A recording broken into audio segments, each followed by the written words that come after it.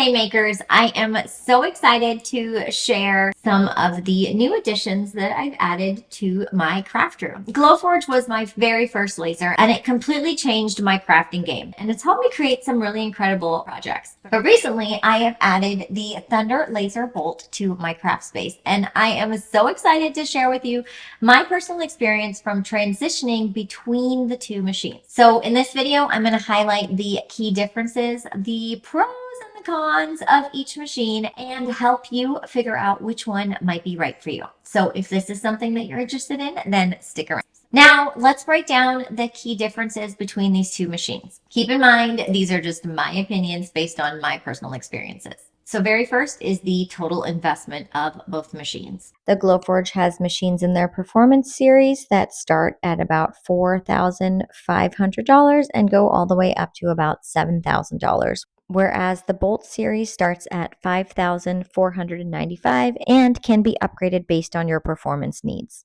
The Thunderbolt uses an RF tube, which creates a smaller and finer laser beam for super detailed engraving. Whereas the Glowforge uses a CO2 laser, which is fantastic for projects, but doesn't quite give you the same level of precision and fine details. When we're looking at work area, the Glowforge bed size is 19.5 by 11 inches with a depth of 2 inches, whereas the Thunderbolt is 20 by 12 inches with a depth of 4.3 inches. So because of the Bolt's larger work area, it is going to be a little bit of a bigger machine. So you are going to need to keep that in mind if space is an issue for you because the Bolt has a larger footprint than the Glowforge. Let's talk about speed.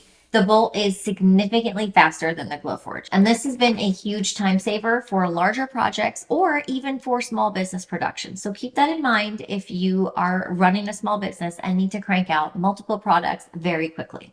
Let's talk about focus. The Glowforge has a camera that allows you to set focus of your materials, whereas the Thunder Laser does offer a camera, but also offers a physical autofocus probe, which actually physically touches the material to ensure that you have the perfect focus every single time. This is a really cool feature because I thought that I really would need the camera, but in hindsight, I haven't really used the camera just quite yet. I'm really enjoying the autofocus feature, and I don't know if I will be installing that camera anytime soon. One of the cool things about the Bolt is that you can adjust the Z axis, which allows you to adjust the bed height for engraving thicker items. Whereas the Glowforge tray is fixed and the only adjusting of height that you can do is by removing the honeycomb tray within the Glowforge. Now, one of the cool things about the Bolt that I found is the Bolt has a slide out drawer, which makes it really easy to access and remove those smaller materials. Whereas the Glowforge has the honeycomb tray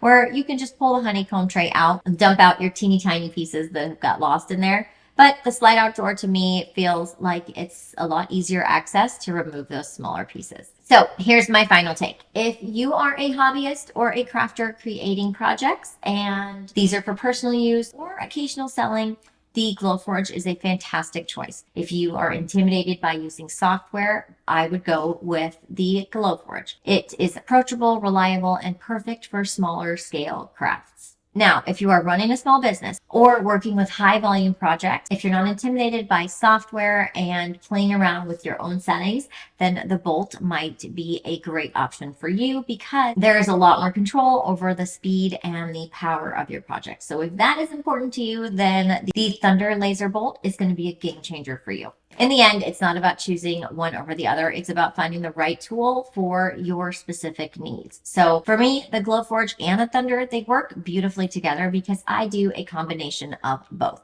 They complement each other with the pros and cons of each machine. So I would love to hear your thoughts. Are you considering getting a laser cutter? Do you have one that is your favorite? Let me know in the comments. And don't forget to hit that notification bell for more laser crafting tips and projects. Thanks so much. Bye-bye.